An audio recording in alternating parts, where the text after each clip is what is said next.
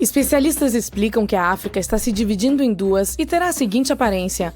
De perto, o processo é ainda mais chocante, com uma enorme fenda que se estende de Moçambique ao sul até o Mar Vermelho ao norte. Essa fenda continua crescendo a cada ano, destruindo a terra e casas. Agora, os especialistas acreditam que o continente poderá se dividir muito mais cedo do que esperamos. A África está se separando por causa do movimento da placa da Somália.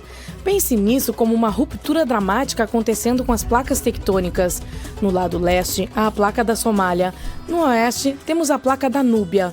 E durante essa ruptura, a placa da Somália só quer um pouco de espaço, por isso está se afastando da placa da Núbia. Esse movimento está formando o Rift do Leste Africano, uma região onde as placas tectônicas estão se separando, o magma continua subindo das profundezas e vários vulcões ativos estão nascendo.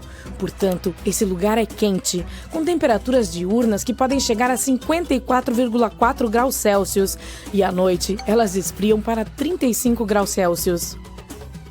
Dentro dessa zona quente, temos o Triângulo de Afar, também conhecido como Depressão de Afar. E sua geologia é fascinante, pois o processo de riptação está causando a formação de vales, falhas e rachaduras profundas nessa região. Veja, por exemplo, essa enorme fissura com 56 quilômetros de comprimento no deserto da Etiópia. Ela também é tão larga que uma pessoa pode caber facilmente dentro dela. Mas o que é assustador é que essa rachadura continua aumentando, crescendo cerca de 127 milímetros a cada ano. O afastamento das placas da Núbia e da Somália também pode levar à formação de um novo oceano na África. Esse tipo de processo não é algo novo. Há cerca de 150 milhões de anos, quando os dinossauros ainda existiam, uma mudança tectônica semelhante criou o Oceano Atlântico. Os continentes já estiveram todos agrupados, mas quando uma fenda se formou no que era a Pangeia, ela começou a separá-los, dividindo os hemisférios leste e oeste. Então, algo semelhante está acontecendo com essa lacuna na África. Em algum momento, os especialistas dizem que as águas do Oceano Índico podem inundar o Vale do Rift do Leste Africano, criando, por fim, o Sexto Oceano. No entanto, é uma pena que você não poderá nadar em suas águas durante sua vida. De acordo com o geofísico Ken MacDonald, especialista em falhas tectônicas, essa ruptura dramática pode ocorrer dentro de 1 milhão a 5 milhões de anos. Acredite, isso é considerado rápido em termos geológicos e muito mais cedo do que a maioria dos especialistas pensava. Mesmo que você não veja a África se despedaçar, as pessoas de lá ainda verão e sentirão os sinais. Elas poderão experimentar intensas erupções vulcânicas e fortes terremotos à medida que esse processo se desenrola lentamente. Um exemplo está relacionado àquela rachadura assustadora no deserto da Etiópia que mencionamos anteriormente. A fissura foi criada em 2005, depois que a área foi atingida por 2 erupções vulcânicas e 163 terremotos, cada um com magnitude superior a 3,9. Uma rachadura tão profunda e longa na Terra geralmente leva séculos para se formar, mas nesse caso, ela se desenvolveu em questão de dias. Tal é o poder desse evento. De fato, esse tipo de atividade sísmica intensa pode acelerar o processo de divisão da África, e é por isso que é tão difícil prever o período exato do evento. O que sabemos é que as pessoas já estão chamando essa nova terra de continente núbio. Se as previsões estiverem certas, ele incluirá a Somália, o Quênia, a Tanzânia e partes da Etiópia. Isso é empolgante e preocupante ao mesmo tempo. Com o surgimento de novos litorais, os países precisarão fazer grandes ajustes no que diz respeito à infraestrutura e ao gerenciamento de terras. É possível que percam muitas estradas, casas e outras construções atualmente localizadas perto ou bem dentro do Rift do Leste Africano. No Quênia, por exemplo, as fissuras destruíram uma estrada movimentada e as autoridades tentaram desesperadamente preencher o espaço com pedras e cimento. Em outro caso, uma senhora idosa estava sentada comendo com sua família quando sua casa foi subitamente dividida ao meio. Recentemente, terremotos ocorridos perto da região de Afar, na Etiópia, demoliram 37 escolas e forçaram cerca de 5.000 alunos a deixar suas salas de aula. Infelizmente, histórias como essas podem se tornar mais comuns nos próximos anos. Mas tudo isso também tem um lado positivo. Países localizados no centro da África, como Zâmbia e Uganda, poderiam ganhar litorais, e isso pode ser ótimo para eles. Ter um litoral significa que eles teriam acesso a novas rotas comerciais, abrindo novas oportunidades econômicas. Além disso, pense no boom do turismo. Com tantas praias paradisíacas recém-formadas, esses países poderiam se tornar o próximo grande ponto de fuga para os viajantes. O ecossistema local nesse oceano recém-criado também mudará e novas espécies marinhas poderão surgir. Então vejamos, esse é o caminho em que a fissura está mais avançada no momento. Quer dizer, esperamos que seja aqui que a África acabe se separando, mas as coisas podem ficar um pouco mais complicadas. Há algum tempo, Michael Daly, geólogo da Universidade de Oxford, sugeriu que essa fenda poderia se estender ainda mais para o oeste, e algumas novas evidências confirmam sua teoria, apontando que a fenda poderia se estender para o sul, através do coração de Botsuana até a África do Sul, e para o oeste, através da Namíbia até o Oceano Atlântico. Se essas fraturas se ampliarem e se tornarem rachaduras profundas, o oceano poderá entrar e preencher as lacunas. Os especialistas dizem que a África poderia se dividir tanto que se tornaria um arquipélago. Mas, por outro lado, não veremos isso acontecer. Serão necessários dezenas de milhões de anos para que isso ocorra. Já sabemos que a África corre o risco de se dividir em um monte de ilhas enormes ou pequenos continentes. As notícias também não são boas para Madagascar, pois a quarta maior ilha do mundo pode acabar sendo dividida ao meio. Mas será que o processo oposto pode acontecer? Quero dizer, será que novas terras podem surgir à medida que as placas da Núbia e da Somália se afastam? Bem, à medida que essas placas tectônicas se afastam umas das outras, o magma do manto da Terra pode subir à superfície. E quando esfria, ele se solidifica em novas terras. Foi assim que surgiram outros lugares no mundo, como a Islândia e os Açores. Portanto, sim, o mesmo processo pode acontecer no Rift do leste africano, e a longo prazo, é possível que o Rift crie novas ilhas. Por enquanto, tudo o que podemos dizer é que a geologia da depressão de Afar é única. É o sistema de fendas mais ativo do nosso planeta.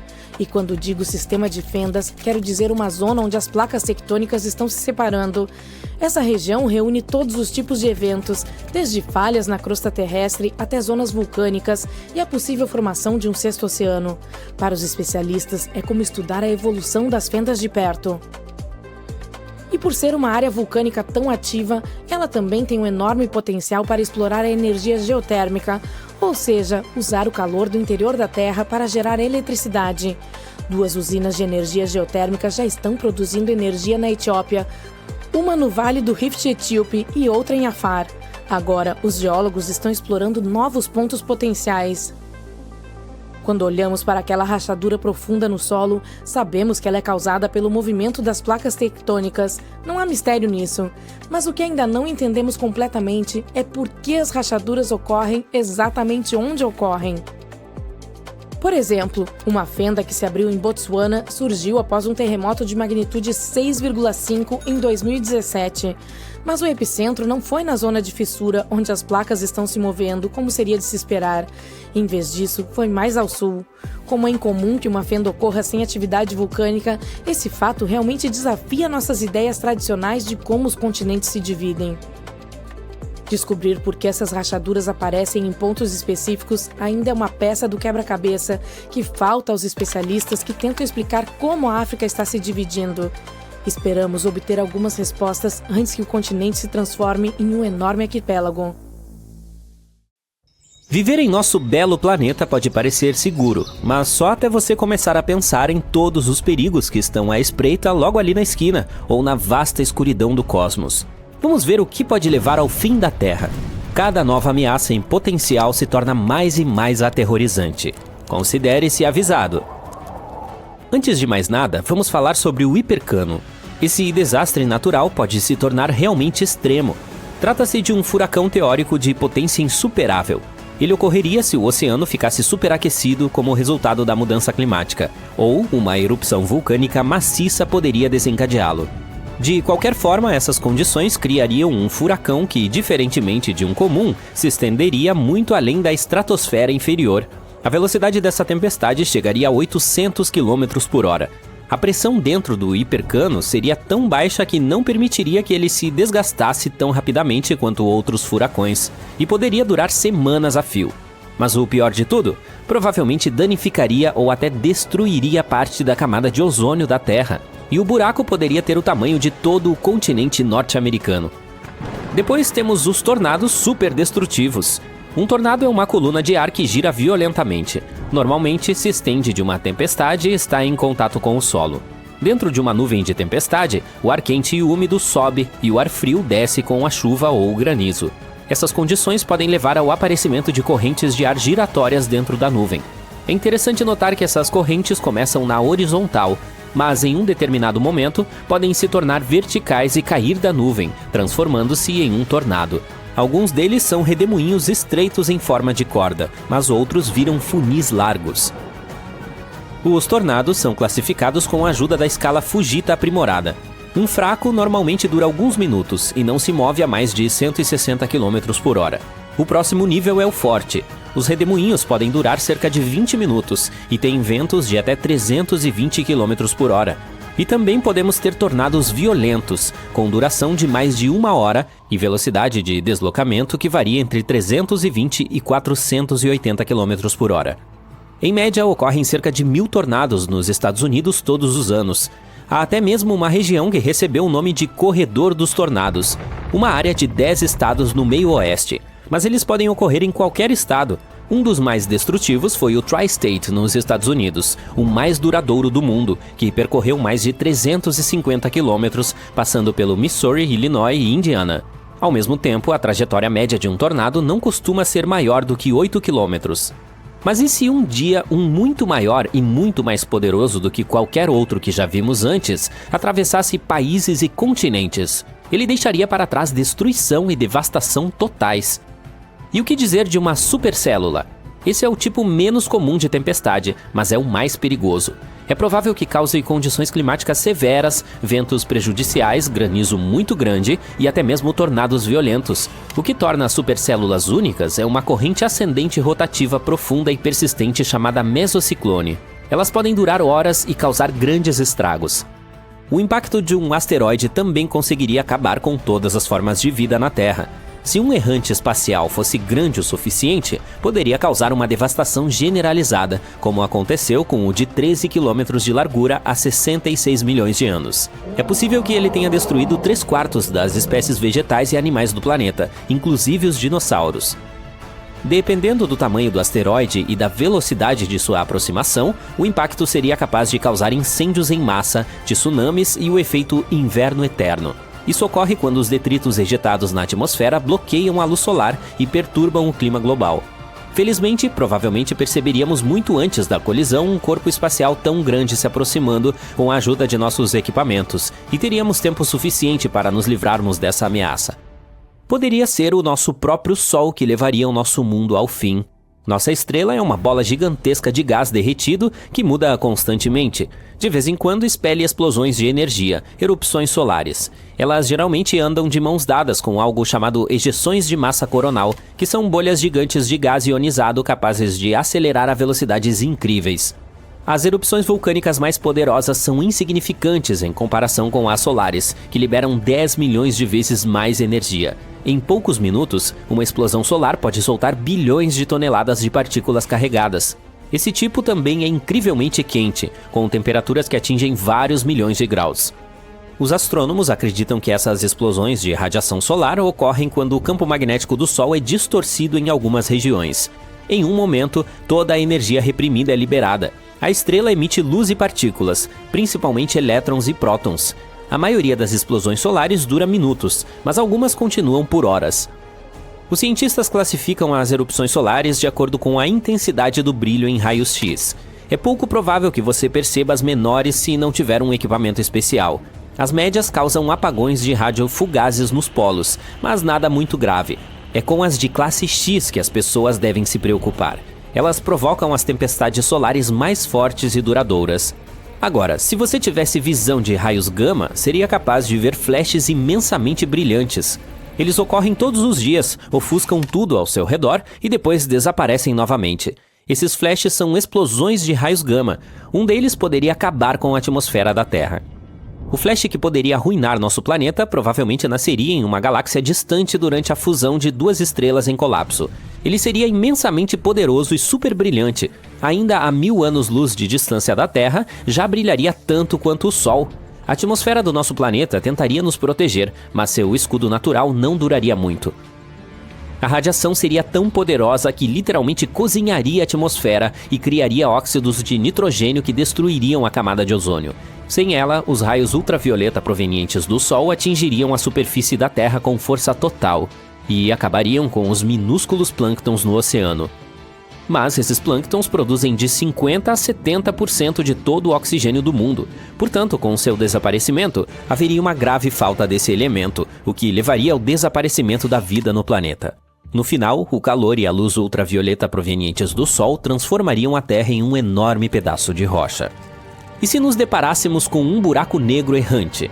Talvez você saiba que um buraco negro é uma região no espaço onde a gravidade é tão poderosa que nem mesmo a luz consegue escapar de suas garras.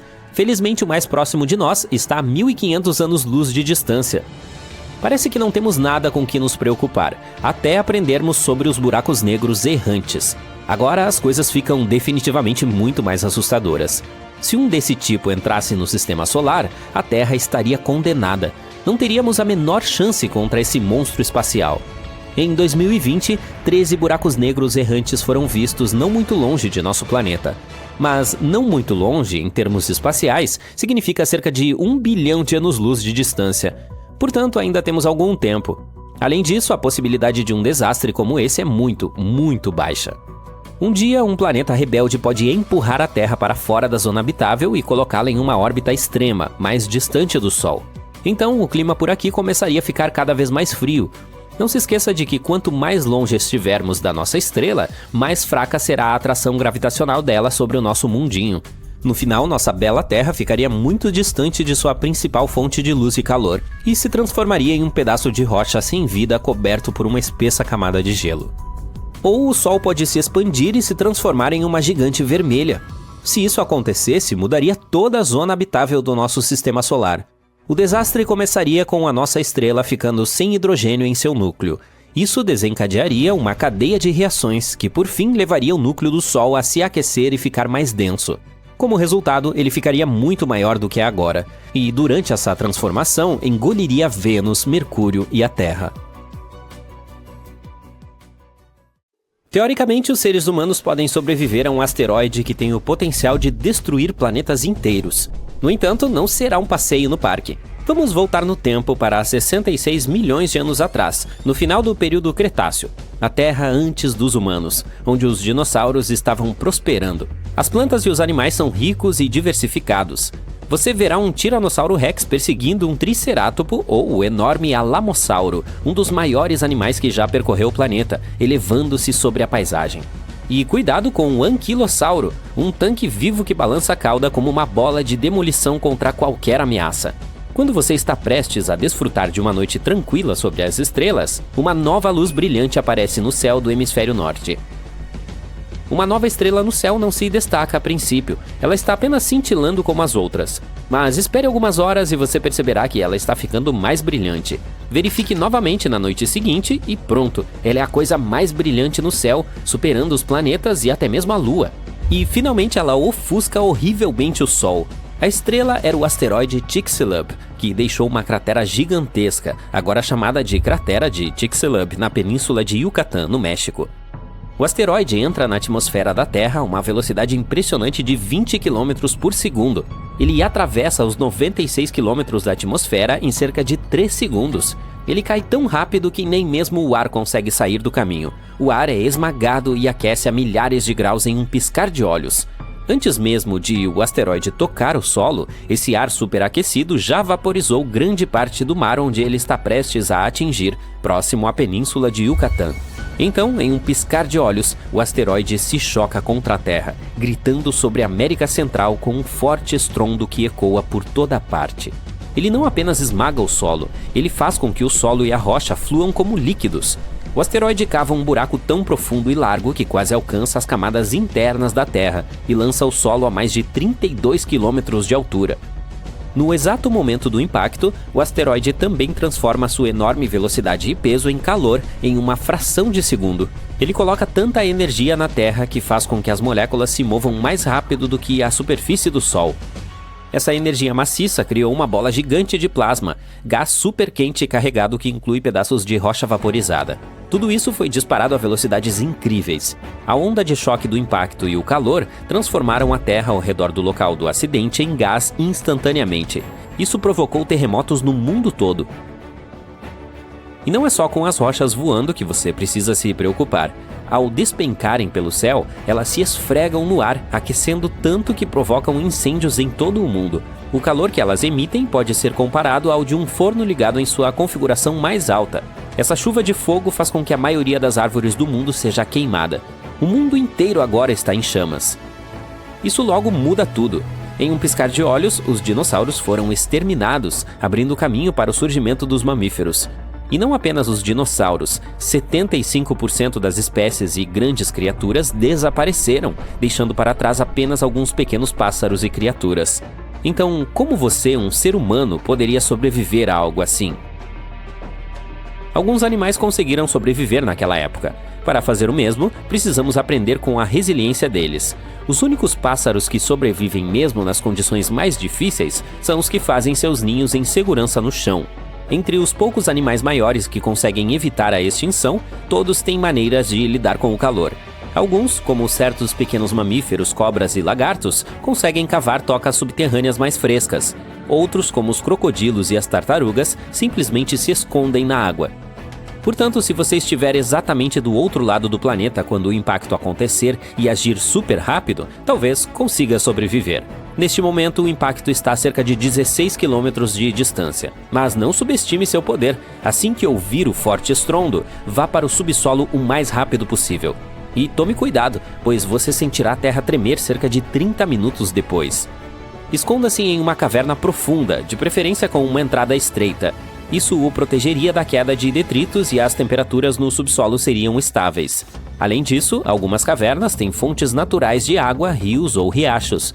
Você também deve se preparar para uma dieta não tão boa de insetos, fungos ou pequenos animais que também buscam refúgio no sistema de cavernas. Mas é melhor do que nada. Você também precisa estar extremamente longe de grandes massas de água. Estar perto do oceano pode parecer uma aposta segura durante um impacto maciço de asteroide, porque o mar pode amortecer mudanças extremas de temperatura. Mas os terremotos provocam tsunamis terríveis mesmo em lagos ou fiordes. A queda do asteroide desencadeia não apenas um tsunami, mas vários, e eles são tão altos quanto arranha-céus. Em uma hora, ondas colossais entre 180 e 300 metros de altura atingem a costa do Golfo, afetando lugares como o México e o sul dos Estados Unidos, e inundando quilômetros no interior. Essas ondas são tão poderosas que até empurram os rios para trás. Esses tsunamis continuam ao redor dos litorais, atingindo a costa leste dos Estados Unidos e 6 horas depois chegam à Europa, à África e ao Mediterrâneo. 15 horas após o impacto, não há um litoral na Terra que não tenha sentido a fúria de tais ondas. Digamos que você tenha sobrevivido ao impacto inicial em algum lugar subterrâneo profundo, mas seus problemas apenas começaram. O asteroide Chicxulub atinge uma região carregada de enxofre. Isso envia 100 bilhões de toneladas de enxofre e uma enorme quantidade de água para o céu. O vapor de água forma enormes nuvens de tempestade. Elas começam a fazer chover ácido. Em lugares mais frios, enormes tempestades de neve soterram a Terra sob metros de neve todos os dias. O impacto também vaporiza grandes quantidades de petróleo, lançando no ar o equivalente a 150 estádios de futebol. Esse óleo se transforma em uma fuligem espessa e preta na estratosfera. Ele cobre a Terra como tinta preta. E mesmo quando a chuva ácida se acalma, esse carbono permanece acima das nuvens e não é lavado. Essa camada de fuligem bloqueia 90% da luz solar, mergulhando a Terra em uma escuridão fria que dura pelo menos 3 anos. O mundo esfria cerca de 50 graus em média. Agora, quando você finalmente sair de sua caverna profunda, deverá procurar lugares onde não irá congelar.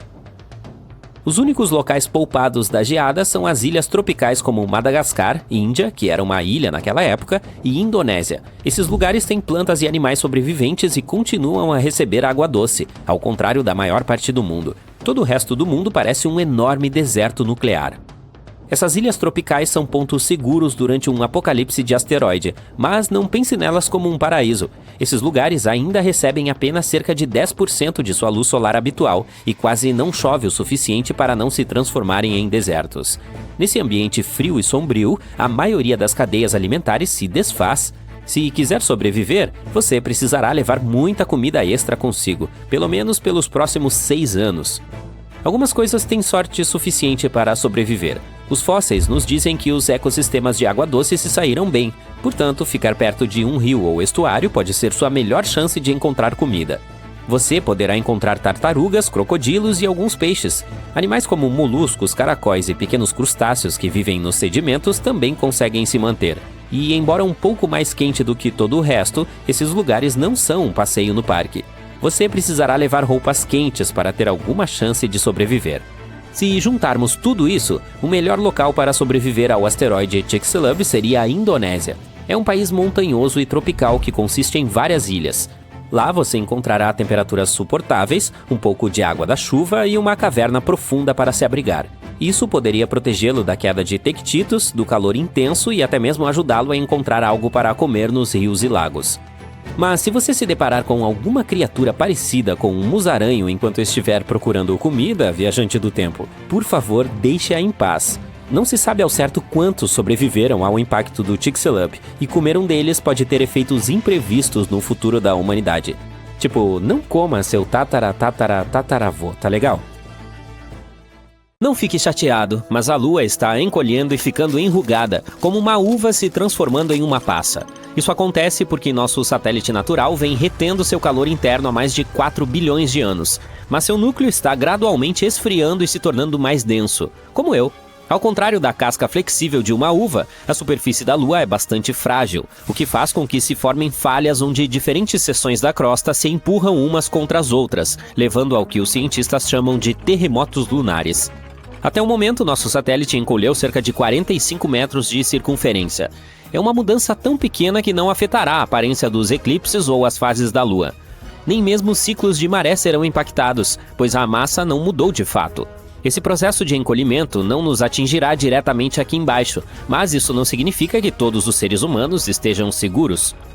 Os terremotos lunares causados pelo processo de encolhimento têm sido uma preocupação há anos. Durante as famosas missões Apollo, os astronautas da NASA deixaram sismômetros em diferentes pontos da Lua. Esses são dispositivos capazes de identificar a atividade sísmica na superfície do nosso satélite com precisão excepcional. O equipamento ficou em operação por vários anos e conseguiu captar mais de 12 mil tremores lunares com magnitudes de 2 a 5.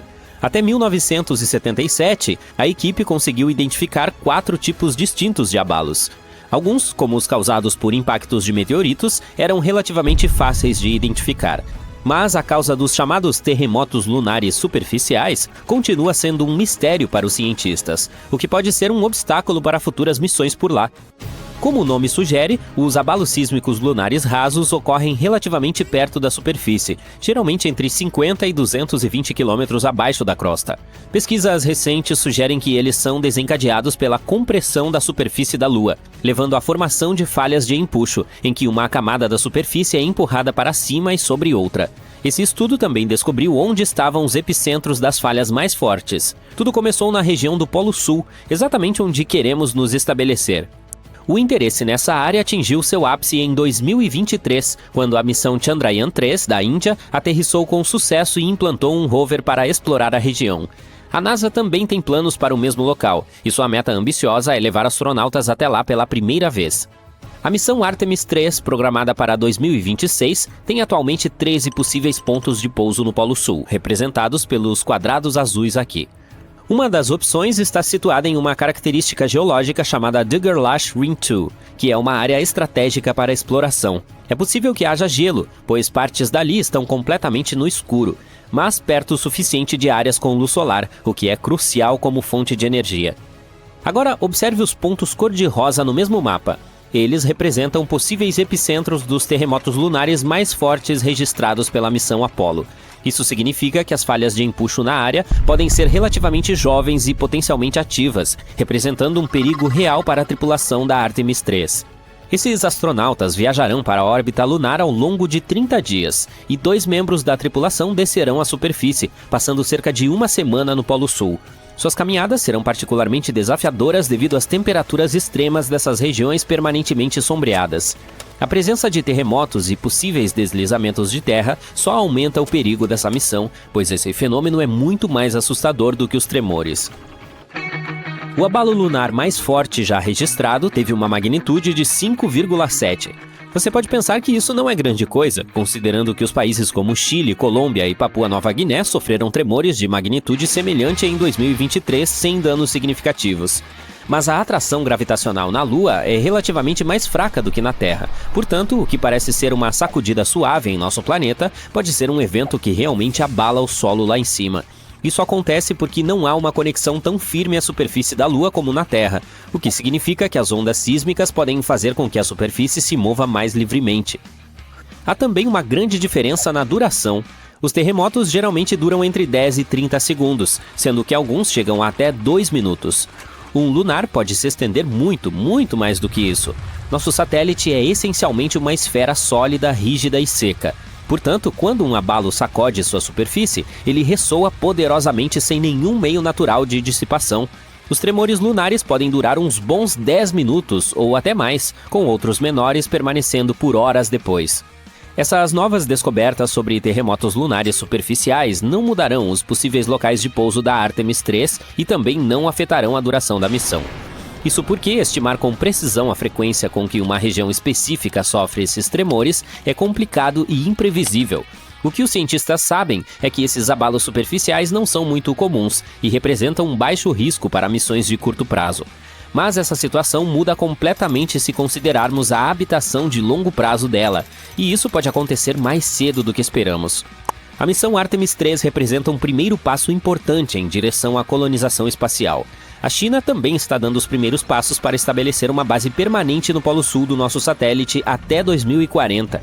Sua estratégia envolve a utilização da impressão em 3D e a produção de tijolos a partir do solo lunar para a construção da base.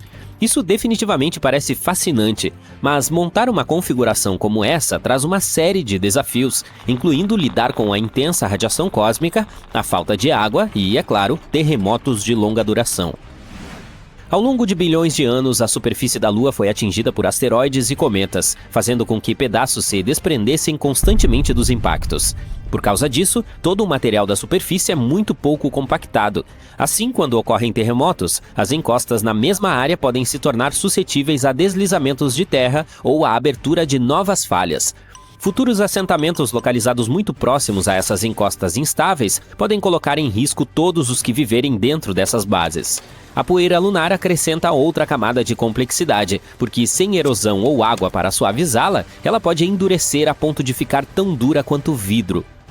Se realmente quisermos entender como os terremotos podem ser perigosos para as pessoas que habitarem e trabalharem na Lua no futuro, as agências espaciais ainda precisam mapear e obter novos dados sísmicos.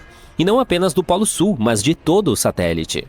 Em 2025, a missão Farsight Seismic Suite, ou FSS, planeja implantar 2 dos sismômetros de maior precisão já construídos na cratera Schrödinger, localizada no lado escuro da Lua.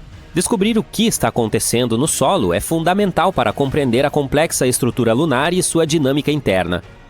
Quero dizer, os cientistas ainda estão tentando descobrir se a falta de atividade sísmica registrada no lado mais distante do nosso satélite se deve ao fato de os instrumentos atuais não serem capazes de detectá-la, ou se isso acontece em razão de algum tipo de interferência do material derretido no manto. Quando tiverem essa resposta, será mais fácil entender completamente o fenômeno dos terremotos lunares superficiais e avaliar suas implicações para futuras vizinhanças por lá. Você já deve ter ouvido falar que a Terra também está encolhendo, mas é um processo diferente. Basicamente, a Lua está ficando menor principalmente porque seu núcleo está esfriando naturalmente. O núcleo daqui também está se resfriando, mas nosso planeta tem essa crosta com placas tectônicas, ao contrário do nosso satélite que tem apenas uma placa. Portanto, a energia do núcleo terrestre desloca essas placas ou sai por meio de erupções vulcânicas. Na verdade, a Terra está perdendo massa em geral devido à perda atmosférica. Ela elimina cerca de 45 milhões de quilos de massa por ano, principalmente devido a uma atmosfera com vazamentos. A gravidade não é forte o suficiente para reter as partículas mais leves, como o hidrogênio e o hélio, que escapam para o espaço. Mas não se preocupe, esses números não são motivo de alarme, considerando que a atmosfera do nosso planeta pesa cerca de 5 quatrilhões de toneladas. Um número que eu não consigo nem imaginar. Em outras palavras, seriam necessárias muitas vezes a idade atual do universo para que ela evaporasse completamente. Bem, isso me faz respirar mais aliviado. E quanto a você? Podemos ter acabado de encontrar a mãe de todas as reservas de água, flutuando no espaço. E ela está escondida debaixo do nosso nariz há pelo menos cerca de 12 bilhões de anos. Quanto ao seu tamanho, é difícil até de imaginar. 140 trilhões de vezes maior do que todos os oceanos do nosso planeta natal juntos. Esse mundo cósmico de água está orbitando em torno de um grande buraco negro conhecido como quasar, localizado a 12 bilhões de anos-luz de distância. Os quasares são buracos negros supermassivos que emitem quantidades colossais de radiação. Estima-se que esse, em particular, seja 20 bilhões de vezes mais pesado que o nosso Sol e carregue uma energia que poderia ofuscar 1.000 trilhões deles. Aqui, em nossa aconchegante Via Láctea, estamos acostumados a ver água em forma de gelo. Essa reserva de água, em particular, parece estar na forma de vapores. O importante dessa descoberta é que pode haver água em todos os lugares do universo. Só precisamos saber onde procurar. Talvez você se surpreenda ao saber que nem todas as estrelas são quentes ao toque. Costumávamos pensar que todas as estrelas eram como o nosso Sol, bolas de fogo ardentes, prontas para derreter qualquer coisa em seu caminho. Suas contrapartes mais frias são chamadas de anãs marrons. O que as torna especiais é o fato de serem pequenas demais para realizar a fusão nuclear que mantém o brilho de estrelas como o nosso Sol. Elas não emitem muita luz ou calor, o que as torna difíceis de serem vistas. Essas anãs marrons também são divididas em diferentes categorias. Há um grupo chamado estrelas do tipo Y, que são as mais frias, com uma temperatura de superfície mais baixa do que a de uma xícara de chá comum. Se você pudesse tocar em uma delas, provavelmente sentiria apenas um calorzinho aconchegante. Há cerca de 4 bilhões de anos, Urano aparentemente trocou de lugar com Netuno. É difícil imaginar planetas tão grandes fazendo isso, mas essa teoria pode resolver o mistério de como nosso sistema solar surgiu. Sabemos que os planetas rochosos se formaram após grandes colisões. Veja a nossa Terra, por exemplo. Há cerca de 4,6 bilhões de anos, as coisas não paravam de se chocar umas com as outras ao redor do Sol, até que a nossa Terra aquosa atingiu sua forma final. Isso também incluiu uma colisão maior que explodiu rocha e gás suficientes para gerar a nossa Lua. Mas quando se trata de nossos vizinhos maiores do Sistema Solar, Júpiter, Urano e Netuno, os cientistas ainda não têm uma resposta. Os modelos padrão diziam que levaria uma eternidade para que eles se formassem, muito mais tempo do que a existência do próprio Sistema Solar. Se essa nova teoria estiver correta, ela sugere que Urano e Netuno vieram de uma densa nuvem de gás compactada ao redor do Sol. O problema é que, para que a teoria faça sentido, eles teriam que ter trocado de lugar em algum momento da história. Netuno está a cerca de 4,5 bilhões de quilômetros de distância, o mais distante que um planeta pode estar em nosso sistema solar. Urano está um pouco mais próximo, localizado a 3,5 bilhões de quilômetros. Essa nova ideia sugere que depois que eles se formaram, muito mais próximos do Sol do que estão hoje, suas posições foram alteradas. Isso pode ter ocorrido devido à passagem de muitos cometas ao longo de bilhões de anos, puxando lentamente os planetas gigantes para longe. Essa não é uma resposta definitiva sobre como os gigantes gasosos se formaram. É mais como um forte palpite apoiado pela análise de muitos números. Agora, falando de coisas estranhas encontradas em nosso universo, o que dizer dessa colher flutuante que o rover Curiosity da NASA fotografou em Marte?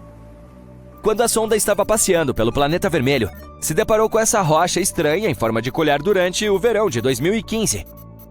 A rocha tem um cabo e até faz sombra no chão. Não se trata de um talher que sobrou de algum piquenique marciano, mas sim do que os cientistas da NASA chamam de ventifacto. Isso significa que se trata de uma rocha que foi esculpida pelo vento. Não é a primeira vez que a superfície marciana nos encanta com esculturas estranhas feitas pelo vento. Já tivemos o rosto em Marte, um rato e até mesmo rosquinhas. Também é possível que diamantes estejam chovendo em mais de 1.900 exoplanetas no espaço. os cientistas descobriram que não são necessárias temperaturas particularmente altas para que o carbono se transforme em diamante, como se acreditava anteriormente. Até recentemente, só sabíamos que Netuno e Urano tinham a possibilidade de apresentar chuvas cintilantes. Os astrônomos estão atentos a esse fenômeno interessante há cerca de 4 décadas, mas esses planetas eram difíceis de estudar. Só tivemos uma missão espacial, a Voyager 2, que passou por lá para dar uma espiada. No entanto, muito progresso está sendo feito graças às simulações de laboratório. Netuno e Urano são chamados de gigantes de gelo porque suas camadas externas são preenchidas com hidrogênio, hélio, água e amônia, o que os cientistas chamam de gelo. E a linda tonalidade azul que eles têm se deve ao metano em suas atmosferas. Todavia, o belo fenômeno do diamante acontece nas profundezas. Se pudéssemos visitá-la, veríamos que, sob a atmosfera espessa, há camadas de gelo muito densas. E sob toda essa pressão, reações químicas estão acontecendo, possivelmente gerando diamantes do tamanho de uma pequena cidade. Não podemos simplesmente mergulhar em Netuno ou Urano com uma sonda em busca de diamantes. Em vez disso, as mesmas condições estão sendo reproduzidas em laboratórios aqui na Terra, espremendo a matéria entre células de bigornas de diamante e aplicando lasers para imitar as condições extremas. Sob essas circunstâncias, os cientistas conseguiram criar diamantes artificiais. Entender como essas rochas se formam lá embaixo também poderia explicar por que Netuno é mais quente do que deveria ser e por que tem tempestades tão intensas. Esses diamantes também podem ser a chave para desvendar o mistério dos estranhos campos magnéticos de Urano e Netuno. Se compararmos com o do nosso planeta, eles não se comportam da mesma forma. Portanto, pode haver coisas estranhas acontecendo sob a superfície para afetar o magnetismo. Os planos da NASA incluem o envio de uma nova sonda para Netuno ou Urano na próxima década. O alinhamento perfeito dos planetas, que ocorrerá em 2030, será o momento perfeito para explorar de perto esses mundos potencialmente cheios de diamantes. O planeta Kepler 78b é outra descoberta cósmica estranha. É um mundo quente derretido que está dando voltas em torno de sua estrela em tempo recorde, uma vez a cada 8 horas e meia, e bem próximo a menos de 1,6 milhão de quilômetros de distância. Sem considerar o ambiente quente, se pudéssemos pisar em sua superfície, notaríamos que seu Sol é 80 vezes maior no céu do que a visão diária que temos de nossa estrela aqui na Terra. Se aplicarmos o que sabemos até agora sobre como os planetas se formam, esse pequenino nem deveria estar lá. Os especialistas ainda não têm a menor ideia de como ele surgiu ou como foi parar onde está agora. O que sabemos é que ele desaparecerá em breve. Tipo isso. Como está tão perto de sua estrela, esse planeta quente abrasador vai colidir com ela em alguns bilhões de anos. Parece muito, mas é um instante cósmico. O que há de semelhante entre o nosso planeta e o Kepler 78b é a densidade. Claro, ele é cerca de 20% maior que a Terra e pesa quase o dobro, mas tem o mesmo interior sólido. Não é possível que ele tenha se formado mais próximo de sua estrela e simplesmente se afastado com o tempo. Também não poderia ter nascido muito mais longe e migrado para dentro. Qualquer movimento para dentro teria sido imparável e ele também teria colidido com a estrela. Essa pode não ser uma descoberta particularmente inovadora, mas é provável que você nunca tenha pensado nisso. Pode haver poeira espacial em seu cabelo agora mesmo. Todos os dias, uma grande quantidade de matéria do espaço sideral cai sobre a Terra. Às vezes, temos objetos chamativos, como quando um meteoro que se transforma em um meteorito ao se chocar com o solo, mas na maioria das vezes é mais silencioso. Esse material cósmico desce pela atmosfera, aterrissando suavemente como o que chamamos de poeira espacial. Pode não parecer muito, mas chega a cerca de 14 toneladas diariamente. Essa poeira espacial contém pequenos fragmentos de rocha e metal, provenientes de asteroides e cometas durante grandes colisões. Essas partículas são muito pequenas. Não é possível vê-las sem ferramentas especiais, mas toda vez que você sai de casa, algumas delas podem cair no seu cabelo. Teoricamente, os seres humanos podem sobreviver a um asteroide que tem o potencial de destruir planetas inteiros. No entanto, não será um passeio no parque. Vamos voltar no tempo para 66 milhões de anos atrás, no final do período Cretáceo, a Terra antes dos humanos, onde os dinossauros estavam prosperando. As plantas e os animais são ricos e diversificados. você verá um Tiranossauro Rex perseguindo um Tricerátopo ou o enorme Alamossauro, um dos maiores animais que já percorreu o planeta, elevando-se sobre a paisagem. E cuidado com o Anquilossauro, um tanque vivo que balança a cauda como uma bola de demolição contra qualquer ameaça. Quando você está prestes a desfrutar de uma noite tranquila sobre as estrelas, uma nova luz brilhante aparece no céu do hemisfério norte. Uma nova estrela no céu não se destaca a princípio, ela está apenas cintilando como as outras.